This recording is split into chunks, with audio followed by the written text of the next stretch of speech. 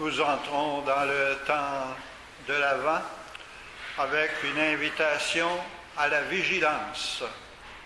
Veillez donc, nous dit Jésus, c'est à l'heure où vous n'y penserez pas que votre Seigneur viendra. Demeurer vigilant quand on est gardien de quelqu'un ou de quelque chose, c'est pas toujours facile, car la plupart du temps, il ne se passe rien d'anormal.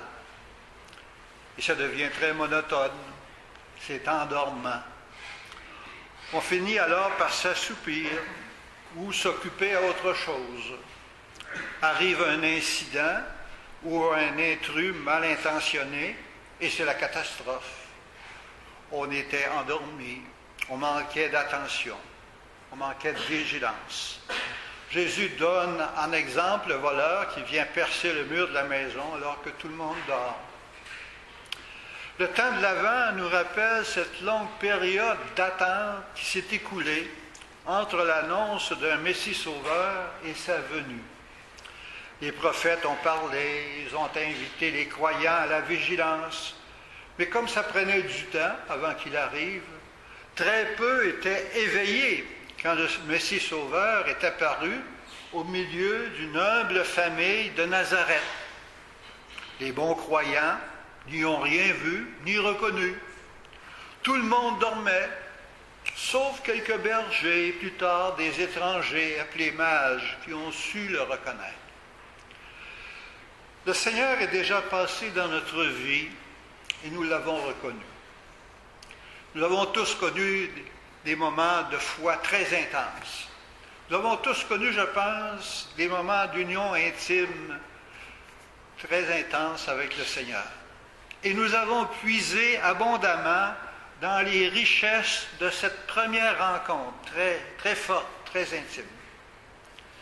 Le Seigneur continue à passer dans nos vies en empruntant diverses voies, comme celle des événements, comme celle de personnes interposées, comme celle du cheminement intérieur éclairé par des célébrations, des rencontres, des lectures ou tout autre médium. Distraits par tout ce qui nous entoure et nous préoccupe, nous le laissons souvent repasser dans nos vies sans le reconnaître.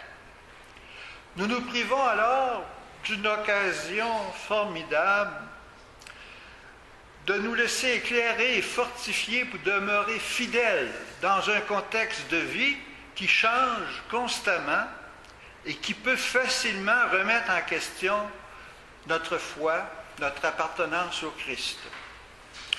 Si nous en sommes encore à puiser dans une expérience de foi vécue à une époque où la vie était fort différente de celle d'aujourd'hui, nous sommes mal équipés pour affronter les nouveaux défis qui se présentent aujourd'hui pour garder la foi et pour grandir dans la foi. L'invitation à la vigilance qui nous est adressée n'est donc pas superflue. La magie de Noël qui s'en vient ne touche pas simplement les petits-enfants.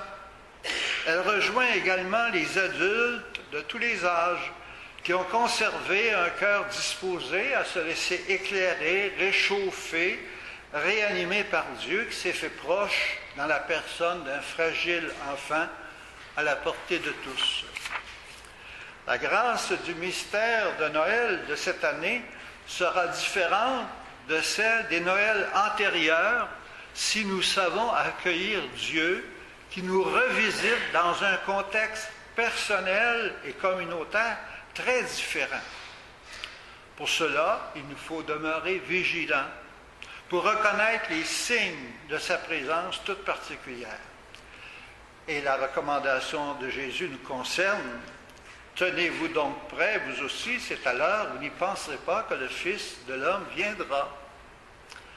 Au cours de cette première semaine de l'Avent, je suggère que nous soyons attentifs à identifier les signes de la présence de Dieu dans nos vies à chaque jour, parce qu'il y en a des signes de la présence de Dieu dans nos vies à chaque jour.